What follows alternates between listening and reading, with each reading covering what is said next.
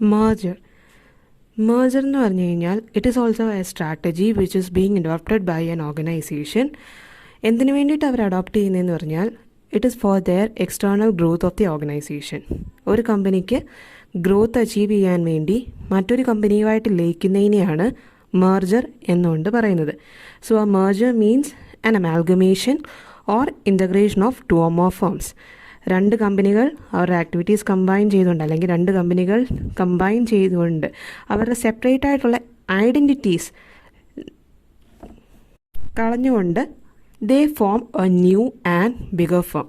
അപ്പം രണ്ട് കമ്പനികൾ അവരുടെ സെപ്പറേറ്റ് ഐഡൻറ്റിറ്റീസ് വേണ്ടാന്ന് വെച്ചുകൊണ്ട് ലയിച്ച് ഒരു പുതിയ കമ്പനിയായിട്ട് സ്റ്റാർട്ട് ചെയ്യുന്നതിനെയാണ് മെർജർ എന്ന് പറയുന്നത്. There are different forms of mergers. First one, horizontal merger. So horizontal merger എന്ന് പറഞ്ഞു കഴിഞ്ഞാൽ companies which are producing the same product or doing the same business join together. രണ്ട് കമ്പനികൾ അവർ സെയിം പ്രൊഡക്റ്റും സെയിം ബിസിനസ്സുമാണ് ചെയ്യുന്നതെന്നുണ്ടെങ്കിൽ അത് രണ്ടും കൂടെ ഒരുമിച്ച് ജോയിൻ ചെയ്ത് പുതിയൊരു കമ്പനിയായിട്ട് തുടങ്ങുകയാണെന്നുണ്ടെങ്കിൽ അതിനെ വിളിക്കുന്നതാണ് ഹൊറിസോണ്ടൽ മെർജ് എന്ന് പറയുന്നത്. സോ അവരുടെ മെയിൻ പർപ്പസ് എന്ന് പറയുന്നത്, അവർ മെർജ് ചെയ്യാനായിട്ടുള്ള മെയിൻ കാരണം എന്ന് പറഞ്ഞു കഴിഞ്ഞാൽ they want to achieve economies of scale by eliminating duplication of facilities. അവർക്ക് കൂടുതൽ സാധനം അല്ലെങ്കിൽ കൂടുതൽ പ്രൊഡക്ഷൻ എക്സ്പാൻഡ് ചെയ്യാനായിട്ടാണ് അവർ ഹൊറിസോണ്ടൽ മെർജേഴ്സ് ഏറ്റെടുക്കുന്നത്. സോ ഹൊറിസോണ്ടൽ മെർജേഴ്സ് എന്ന് പറഞ്ഞു കഴിഞ്ഞാൽ companies producing same kind of products and doing same business join together, they will be known as horizontal mergers. Next one, vertical merger. Vertical merger എന്നത് പറയുന്നത് it is the joining of two or more companies which are involved in different stages of production or distribution of the same product or service. രണ്ട് സ്റ്റേജസിൽ നിൽക്കുന്ന കമ്പനികൾ join ചെയ്യുകയാണെങ്കിൽ ഒന്നെങ്കിൽ പ്രൊഡക്ഷനിലായിരിക്കാം അല്ലെങ്കിൽ ഡിസ്ട്രിബ്യൂഷനിലായിരിക്കാം. ഒരു same പ്രൊഡക്റ്റിൻ്റെ തന്നെ സെയിം പ്രൊഡക്റ്റിൻ്റെ തന്നെ രണ്ട് സ്റ്റേജസിൽ നിൽക്കുന്ന കമ്പനികളാണെങ്കിൽ അവർ രണ്ടുപേരും കൂടെ ജോയിൻ ചെയ്ത് പുതിയൊരു കമ്പനിയായിട്ട് സ്റ്റാർട്ട് ചെയ്യുകയാണെങ്കിൽ it will be known as vertical mergers. Third one, lateral or allied mergers.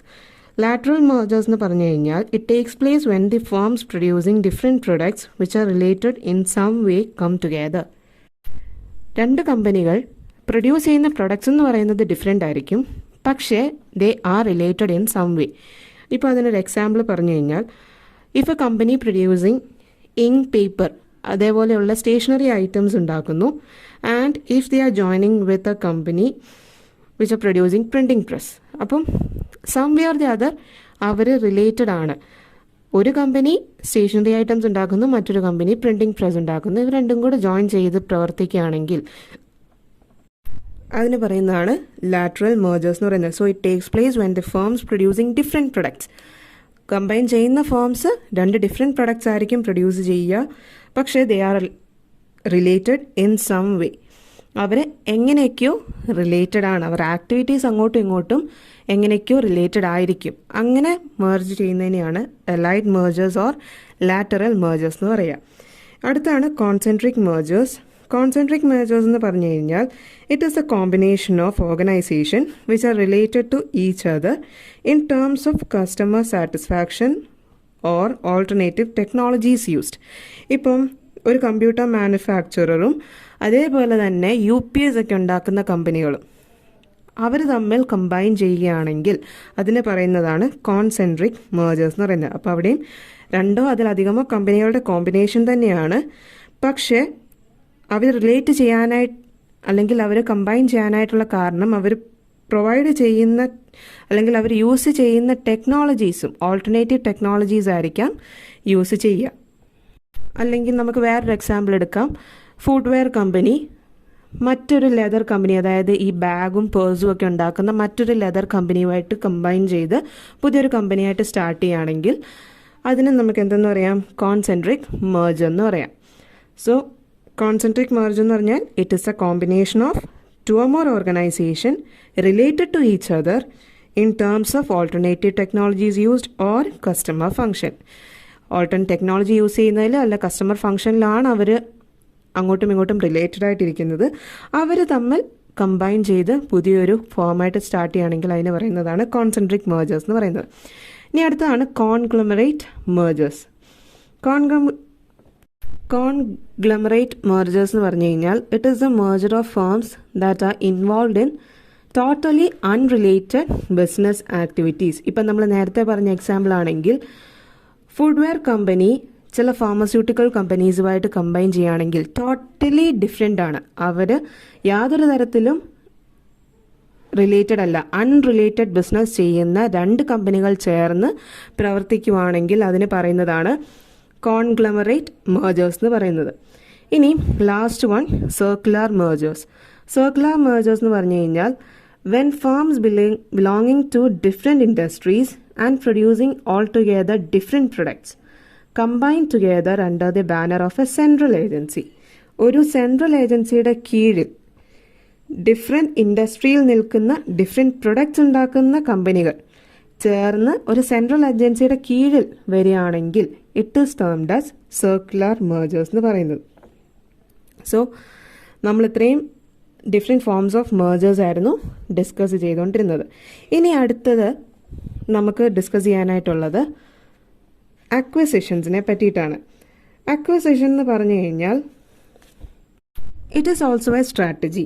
ഒരു കമ്പനി മറ്റൊരു കമ്പനിയെ പർച്ചേസ് ചെയ്യുകയാണെങ്കിൽ അതിന് പറയുന്നതാണ് അക്വിസിഷൻ, അക്വയർ ചെയ്യുന്നു. So an acquisition is a purchase of one organisation by another. When a company takes over another to become the new owner of the target company, the purchase is called acquisition. ഇപ്പം നമുക്കൊരു കമ്പനിയെ ഏറ്റെടുക്കണം എന്നുണ്ടെങ്കിൽ നമ്മൾ അതിനെ target ചെയ്യുന്നു. നമ്മൾ target ചെയ്ത ആ കമ്പനിയെ പർച്ചേസ് ചെയ്യുകയാണെങ്കിൽ ആ പർച്ചേസിനെ വിളിക്കുന്ന പേരാണ് അക്വിസിഷൻ എന്ന് പറയുന്നത്.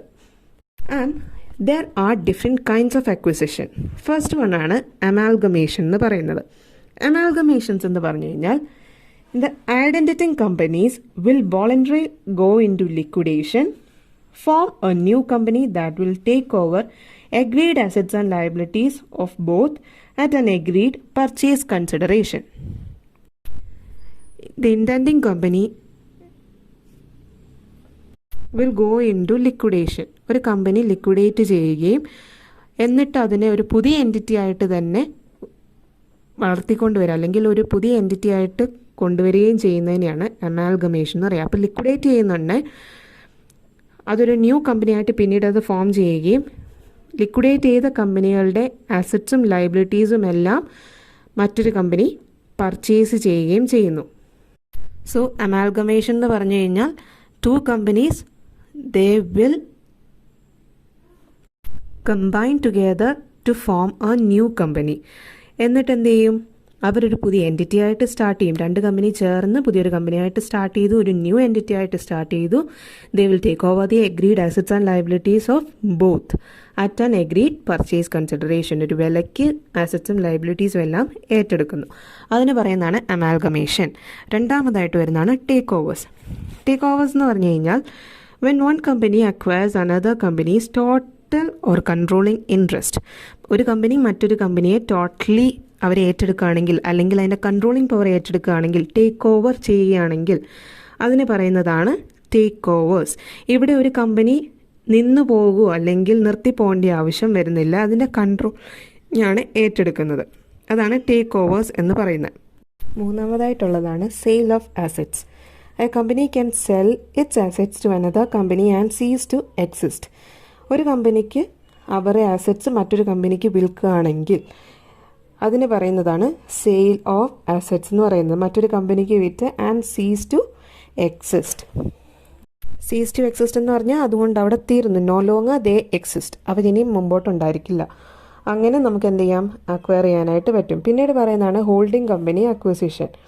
ഹോൾഡിംഗ് കമ്പനി അക്വിസിഷൻ എന്ന് പറഞ്ഞു കഴിഞ്ഞാൽ അതൊരു പകുതി merger type തന്നെയാണ്. It involves the acquisition of either the total or the majority of firms share capital by a company. ഒരു കമ്പനി മറ്റൊരു കമ്പനിയുടെ majority of the share capital ഏറ്റെടുക്കുകയാണെങ്കിൽ അതിന് പറയുന്നതാണ് ഹോൾഡിംഗ് ഓഫ്